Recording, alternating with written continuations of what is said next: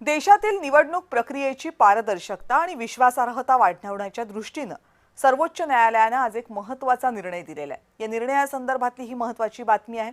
निवडणूक आयोगाने हाती घेतलेल्या विशेष सखोल मतदार यादी पुनर्निरीक्षण अर्थात एसआयआर मोहिमेच्या घटनात्मक वैधतेवर सर्वोच्च न्यायालयाने आज शिक्कामोर्तब केले।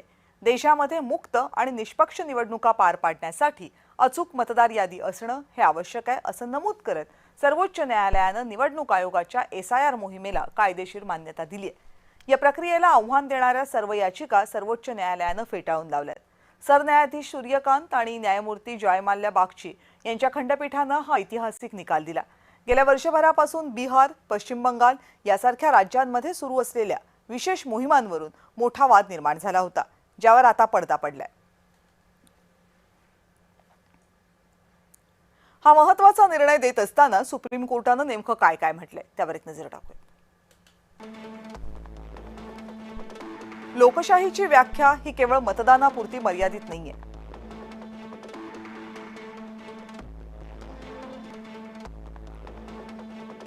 निवडणुकीमध्ये जर सहभागी व्हायचं असेल तर त्यासाठीचे जे पात्र असलेल्या व्यक्ती आहेत त्या व्यक्तींची अचूक ओळख पटवणं हेही काम तितकंच महत्त्वाचं आहे जितकं की मतदान। एसआयआर ही प्रक्रिया निवडणूक प्रक्रियेमध्ये नवचैतन्य फुंकण्याचं काम करते असं मत सुप्रीम कोर्टाने नोंदवलंय। ही प्रक्रिया लोकप्रतिनिधी कायदा 1950 या कायद्याच्या तरतुदींचं किंवा घटनेचं उल्लंघन करत नाही हे महत्त्वपूर्ण निरीक्षण न्यायालयाने यावेळी नोंदवलंय।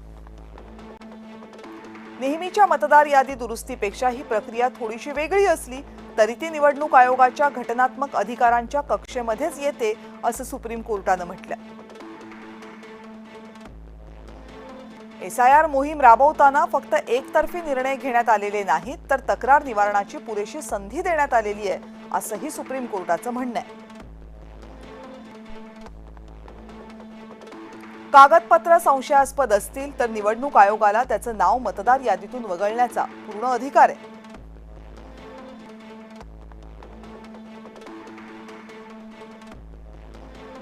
पण याचा अर्थ असा नाही की मग ती व्यक्ती ही भारताची नागरिक नाहीये। ती फक्त निवडणुकीच्या उद्देशांसाठी घेतला गेलेला वैधानिक निर्णय। हा निरीक्षण कोर्टाचं फारच महत्त्वाचं आहे। ज्या लोकांची नावं वगळली गेली आहेत त्यांची नावं पुढच्या सखोल चौकशीसाठी केंद्रीय गृह मंत्रालयाकडे पाठवली जावीत।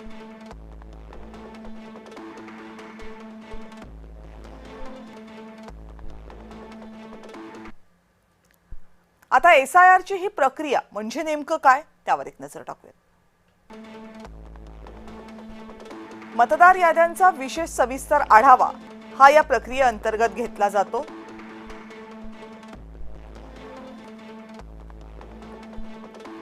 मतदार यादी अचूक आणि अद्ययावत असावी हा एसआयआर या प्रक्रियेचा प्रमुख हेतू आहे। ब्लॉक विकास अधिकारी घरोघरी जातात या प्रक्रियेमध्ये आणि मतदारांची पडताळणी करतात।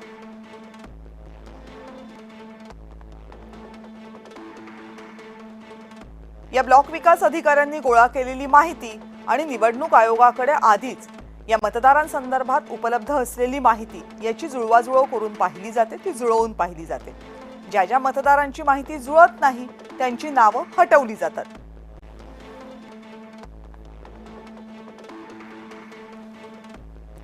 बेकायदा मतदार असतील, मृत मतदार असतील किंवा आधी जिथं नोंद झालेली आहे तिथून इतरत्र स्थायिक झालेले मतदार असतील तर त्यांची नावं या प्रक्रियेमधून बाद केली जातात। वाढत्या शहरीकरणामुळे अनेकांचे पत्ते बदलतात पण जुन्या पत्त्यावरचं मतदान कार्ड रद्द केलं जात नाही।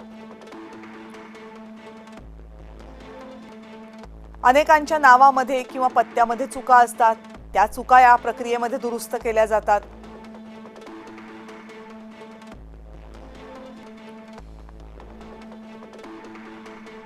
गेल्या 75 वर्षांपासून एसआयआर ही प्रक्रिया राबवली जाते। या प्रक्रियेमध्ये नव्यानं काही नाहीये, मात्र यातल्या काही गोष्टींवर विरोधकांचा मोठा आक्षेप आहे।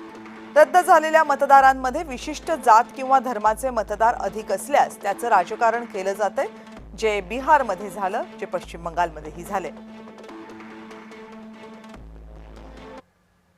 आणि राजकीय विश्लेषक मकरंद मुळे यांनी कोर्टाच्या निर्णयाचं विश्लेषण केले. बघूयात. सर्वोच्च न्यायालयाने SIR वर दिलेला निर्णय अतिशय महत्वपूर्ण आहे.